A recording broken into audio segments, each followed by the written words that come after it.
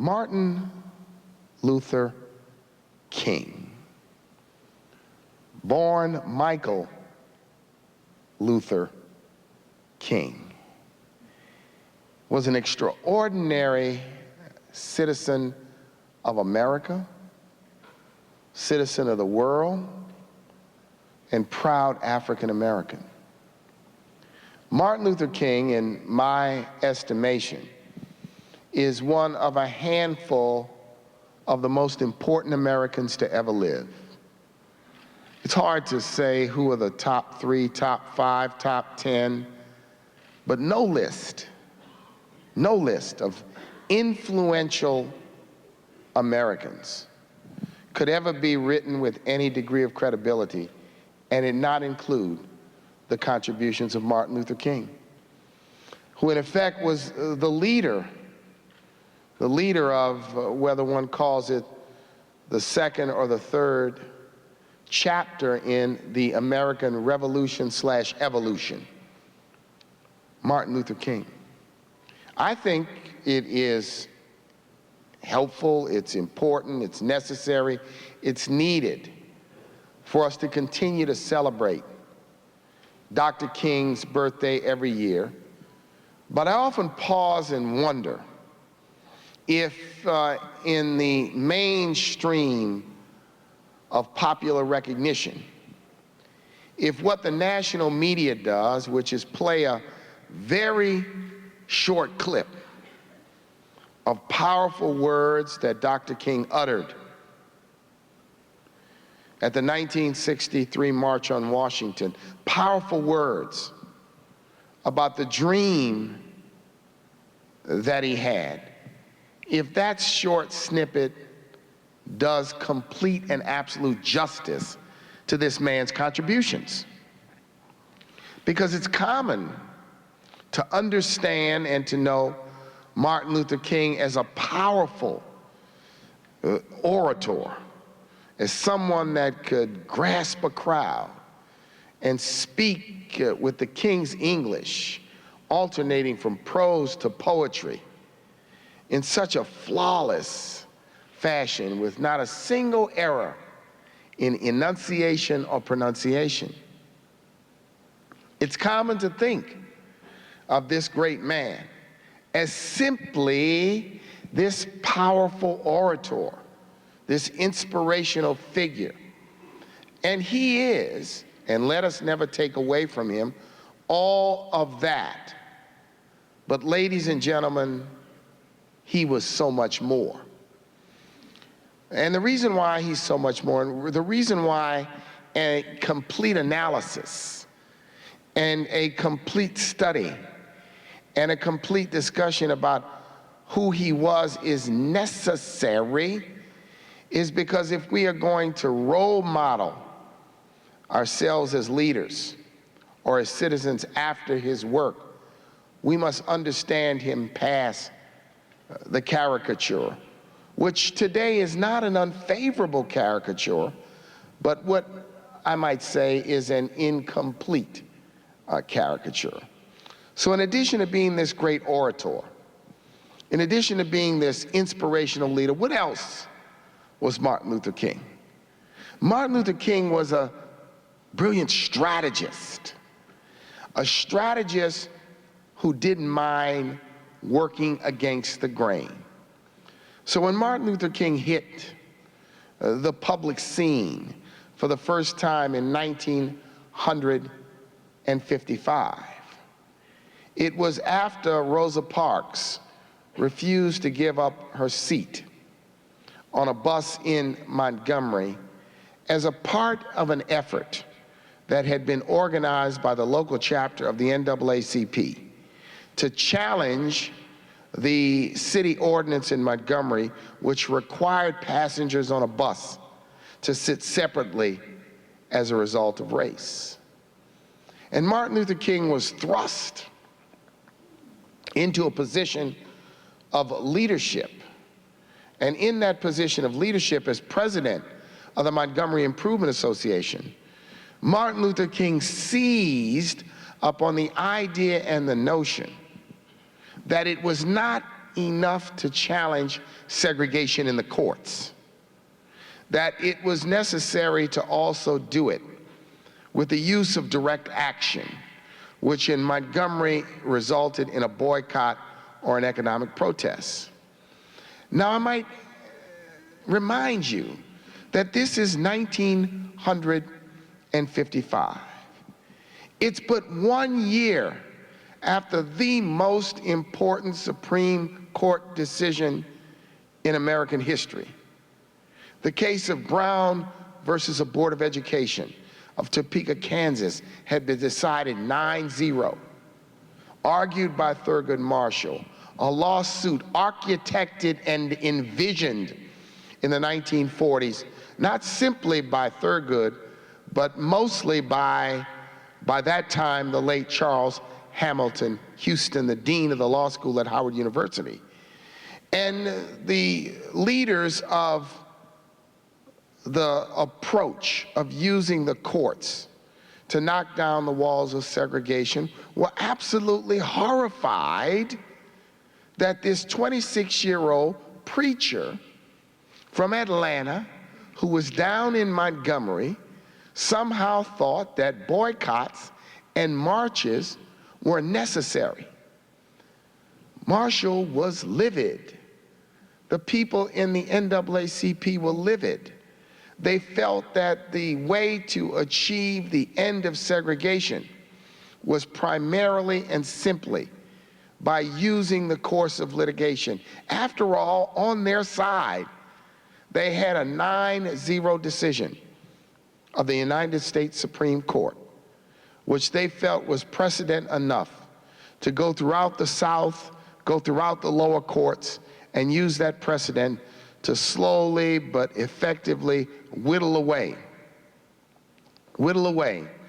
at the segregation statutes and ordinances, which had been on the books in many of these southern cities and states. Martin Luther King, however, had studied Mahatma Gandhi and had a vision that the battle in the courts needed to be buttressed by, needed to be enhanced by, a challenge which was based not simply on the Constitution, not simply on law, but based on the morality. That underneath the laws of segregation, underneath separate water fountains and separate schools, was just an immoral system and an immoral notion which separated human beings simply because of the hue of their skin. So in bringing direct action and in bringing the idea of direct action, Martin Luther King was a strategist who was willing to go against orthodoxy at the time. Martin Luther King also went against the orthodoxy of what many people thought was the role of a, quote, church leader or a minister. Apropos to those times, not only did Thurgood Marshall and many others deeply resent some of what Martin Luther King was doing in those early days, so did someone by the name of Joseph Jackson. Joseph Jackson was a very powerful person in the 1950s. He was president of the National Baptist Convention USA, the umbrella organization of all Baptist churches, African-American Baptist churches in America. Jackson believed that preachers should stay out of politics, that ministers and pastors had no role in civil rights. Why do I point this out? Because here was a 26-year-old, newly minted PhD, wet behind the ears, with the elder leaders of those times saying that what Martin Luther King was about to do was about to reverse the many years of progress that they had worked towards with the victory in Brown. So Martin Luther King, in addition to being an orator, in addition to being a strategist, Martin Luther King was an irritant. He was a generational irritant. He was a young man pushing against the conventions of the time by saying that ministers, if they were true to the gospel, if they were true to the New Testament teachings, if they were true to what they preached in the pulpit, had a duty and a responsibility to challenge immorality in the lives of their members, in the lives of their parishioners.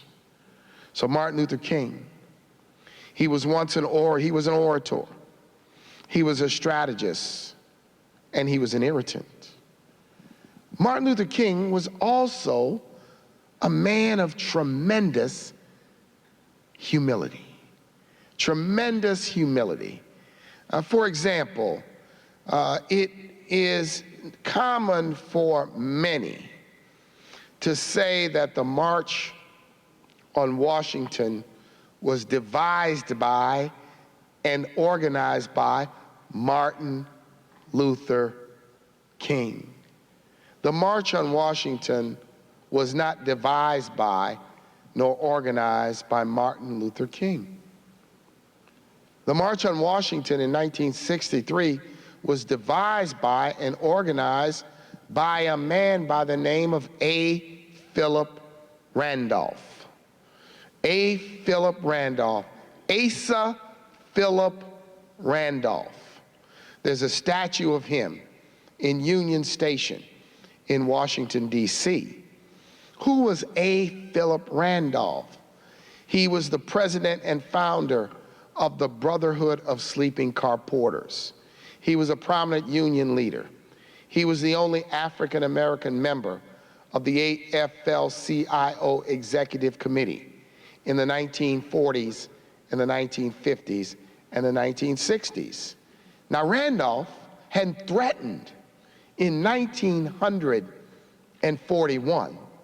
He had threatened President Franklin Roosevelt with a mass march on Washington because he was challenging segregation and challenging the availability of jobs in wartime industries for African Americans and people of color. King would even say that it was Randolph who organized the March on Washington, and that King was simply a participant in a team of people, a team of organizations, which included the National Urban League and the NAACP and the Student Nonviolent Coordinating Committee and the Council of Racial Equality, and all of these organizations teamed together to organize the March on Washington. King was humble. King never, in any book he wrote, in any speech he gave, in any interview he uttered, ever said, "I organized," or the March of Washington was indeed all about me. Now, the truth is, because of King's prowess as an orator, the leaders of the march scheduled Martin Luther King to be one of the last speakers of the day. The fear was that if King spoke early, everyone would listen and then leave. So King was one of the last speakers of the day. And ladies and gentlemen, if you go to YouTube, you can look at the complete and full proceedings of all of the speakers who spoke at the Lincoln Memorial in 1963. King was a humble man, a man who did not seek credit for himself, but for whom teamwork and collaboration and participation with others was certainly at his prime. So Martin Luther King was a humble man. Martin Luther King was also a man who believed in creative confrontation. Creative confrontation. And the most important window into that creative confrontation may have to do, and if those of you who saw the movie Selma saw the interaction between Johnson and King in early 1965. King believed in creative confrontation. You see, originally, the 1964 Civil Rights Act had a section or a provision in it which would have given voting rights and voting rights protections to African Americans. But Johnson, Lyndon Johnson, in his effort to pass the Civil Rights Act of 1964, Johnson, in his ability to bring a recalcitrant Congress along with the Civil Rights Act of 64, after the death of Kennedy, after the March on Washington, agreed with the deletion of the voting rights provisions from the proposed Civil Rights Act of 1964 for fear that those provisions would in fact render the bill, the original 1964 bill, unpassable. Nonetheless, once the bill passed, Johnson was proud of himself. After all, he had broken a Senate filibuster. Sound common? Sound familiar? A Senate filibuster that had been in effect since 1947, where the Senate had filibustered any civil rights bill since the 1940s until Johnson was able to break the filibuster in the 1960s. Now here's the point. After the Civil Rights Act passed, King, understanding and believing the momentum, and with the spring of 1965 dawning, decided that it was time to press Johnson and the Congress even further for the passage of the Voting Rights Act. The rest is history. Selma occurred. The Selma confrontation on the Edmund Pettus Bridge flashed across the screens of American television sets. Johnson, resistant to the idea, saying to King, wait, wait, wait, relented, and the 1965 Voting Rights Act was passed. I point this out to you, ladies and gentlemen, because to understand the manner of a man, we must understand him beyond his popular caricature, which indeed is not a negative caricature, but what I would submit to you is an incomplete caricature of a man who was deeply and intensely strategic, a man who at the same time as being a great, powerful orator who could command a stage, a man of tremendous humility, a man with a great sense of strategy, a man not afraid to confront or irritate conventions of strategy, or also the notions held by powerful people like Lyndon Johnson, who were indeed his ally. This man was a brilliant man and a great man. So we have to understand what he was all about to then ask another important question. And that question is, how does what King stood for and talked about matter today? So I think if King were here today, the first place I would take Martin Luther King is I would take him to 1600 Pennsylvania Avenue. Now, I wouldn't tell him who he was going to see. I wouldn't give him a hint of a thing. I'd just say we need to go over there and check in on the president. And I'm confident that if Martin Luther King walked into the Oval Office and saw Barack Obama sitting behind that desk, he would probably say, "When is the president coming?" He would be shocked, he'd be surprised, and indeed, he would be pleased. He would view it as a very important accomplishment for a nation, a very important accomplishment, maybe even beyond the vision that he so eloquently articulated in the 1960s.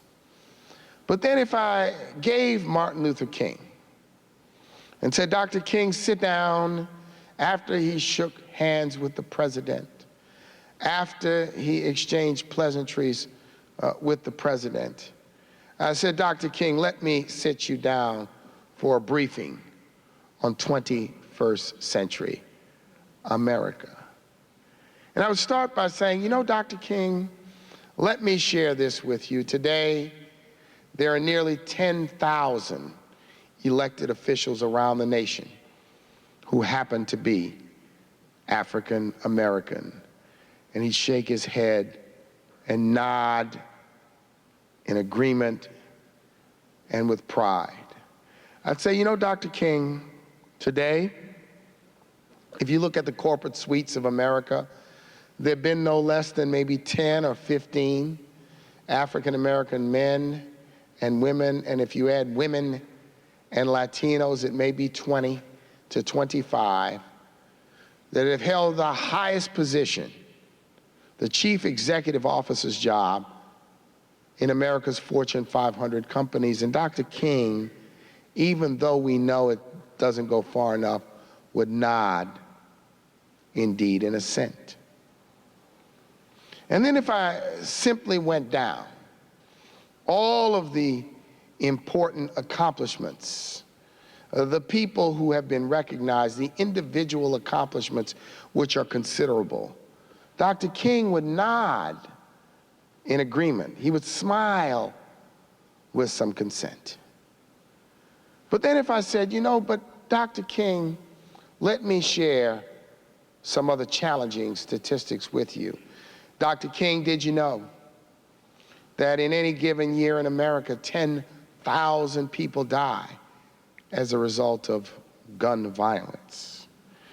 And Dr. King, did you know that still in too many communities across the nation, police misconduct and police violence leads to the death of unarmed, particularly black men? And did you know, Dr. King, that while we have made tremendous progress, that today in America, America leads the world, yes, in GDP, yes, in PhDs, America leads the world in number of automobiles owned on a per capita basis. But America also leads the world in the number of guns owned by its own people, leads the world in the number of prisoners on a per capita basis than any other country in the world. And did you know, Dr. King, that even today, notwithstanding GDP in the $15 trillion range in this country, did you know that still 26% of your citizens of color and 10% of your white citizens still live in poverty in America today? Dr. King would say, you know, my son, my grandson, my children, you've made tremendous progress and I'll compliment you, but I'm not satisfied for one bit that you can't do better, that you shouldn't do better, that you ought not do better. He would challenge this generation to try to tackle this tremendous unfinished business, this rising gap between haves and have-nots, this stifling challenge we have with simply trying to ensure that every child born in America, regardless of zip code, has the same pathway to a quality education so that they can become a productive worker and fulfill the career vision that they might have. This stifling rate of violence in this country that has been so powerful, it's been numbing. Whether it's violence by one citizen against another citizen, violence by a police officer on a citizen, the killing of a citizen, of a police officer. It's too much violence for 21st century America to tolerate. Why are you so silent? Why are you so accepting? Why do you believe it's got to be this way? Dr. King, like a wise father, would admonish us while complimenting us about the tremendous unfinished work. And he would remind young people, that his life as a man of difference and a man of leadership and a man of distinction began when he was 26 years of age.